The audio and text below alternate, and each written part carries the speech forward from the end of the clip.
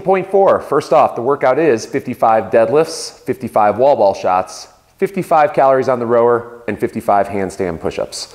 If we start with the deadlifts, there's some things that you need to take into consideration.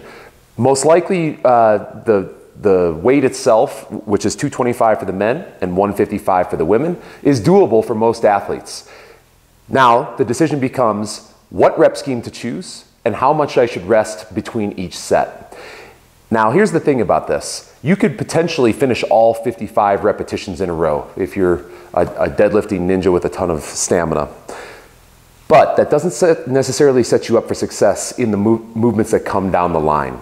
For example, using the wall ball shot second after doing 55 deadlifts likely will not produce the result that you're looking for.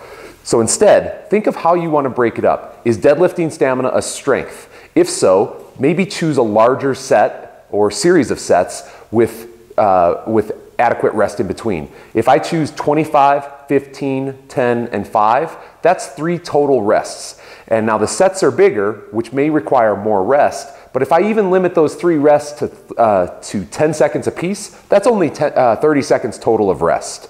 That's doable. If you're somebody that has a hard time deadlifting and you want to choose a rep scheme that's much lower, consider using something like a descending ladder. Maybe you do 10, 9, 8, 7, 6, 5, 4, 3, 2, 1 rep sets where you get 9 total rests. If you rest 5 seconds between each set, that's only 45 seconds of rest total by the end of the deadlifts.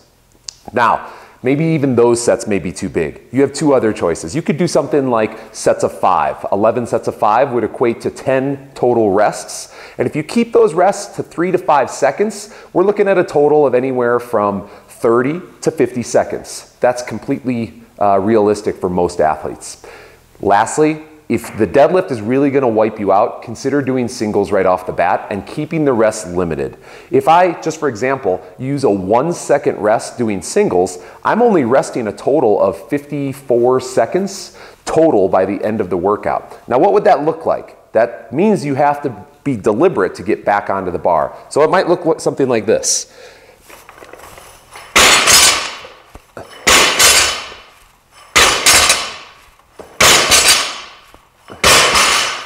Very fast the entire time, but again, we're eliminating the eccentric phase of the movement, which may give you some steam through your posterior chain for other movements like the wall ball or the row. So, with that said, be smart in the deadlifts, choose a pace, try to stick to it.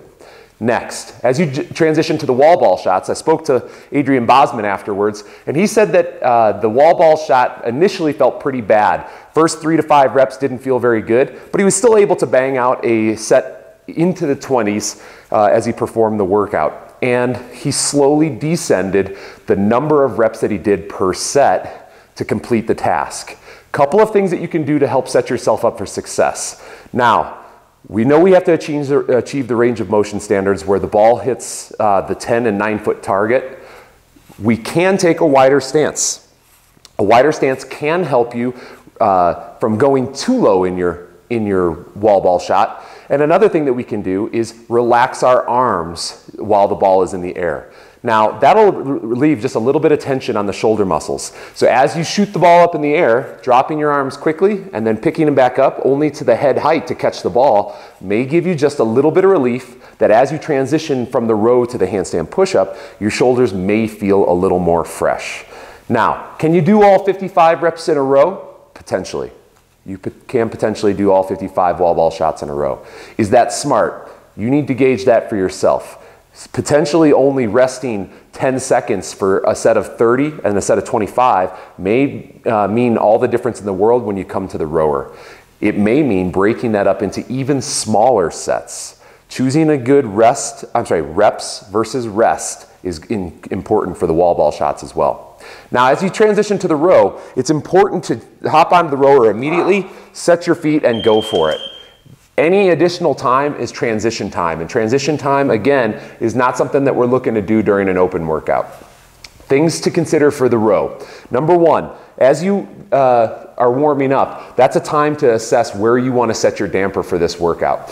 Couple of things to consider. I am deadlifting, and it's a very similar redundant movement, if you will. So expecting a little bit of pre-fatigue when you jump on the rower is a smart move. So with that said, if you think that you're a rower that does very well with quick repetitions where the damper is set low, meaning you may have a lot of stamina on the rower, and it might look like this. It's important to keep your damper set low if you want to do the reps that fast. Now that's very similar to what we were doing in the wall ball shots, very quick repetitions, so be careful of that. A better choice may be to set the damper a little bit higher. Now, dampers they control the airflow in the fan itself. And each one of these rowers is different. One way you can set up your damper for success and test it out is to start at the main menu, click on more options, display drag factor, and then give it a few rows.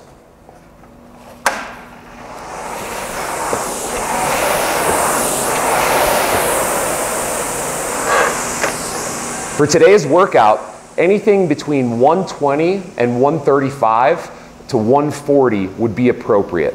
Anything higher than that likely may tire you out. Anything lower than that, and you may be spinning your wheels. As you complete the row, quickly transition to the handstand push-up. Now there's some setup things that I'd like you to do for the handstand push-up. Number one, when you set up your mat and your tape line, make sure that you're achieving the full range of motion within the standard set by the game site. Read that over, make sure you're doing it right. Now with that said, make sure that as you place your feet and reach with your hands, that the tape mark is very realistic for you. Yesterday we saw that some of those guys may have reached too high and maybe set that tape just a bit too high because they couldn't achieve it when they flipped over. Make sure that you're falling within the standard set by the game site. Now with that said, when you choose where to put your hands as you kick over for the handstand push-ups, put 2 tape marks. That way you're consistent with where you're putting your hands and you're not limiting the achievable range of motion as you start the workout by sneaking your hands wider and wider, making yourself effectively shorter. Okay? Second, as you drive your heels doing a kipping handstand push-up, which we should all be doing, you're going to have to drive your heels up as opposed to your toes up. By driving your heels up and your toes down towards your knees, you'll achieve that height of the line easier. If you lift your toes, it shortens your heel and therefore you may not achieve that range of motion standard. Now, with that said, the last kind of piece is if I finish those handstand push-ups, getting back to the deadlift is essential. And at that point in time, quick repetitions and very little rest. You likely will have less than 2 minutes left if you do make it back to the deadlift at all.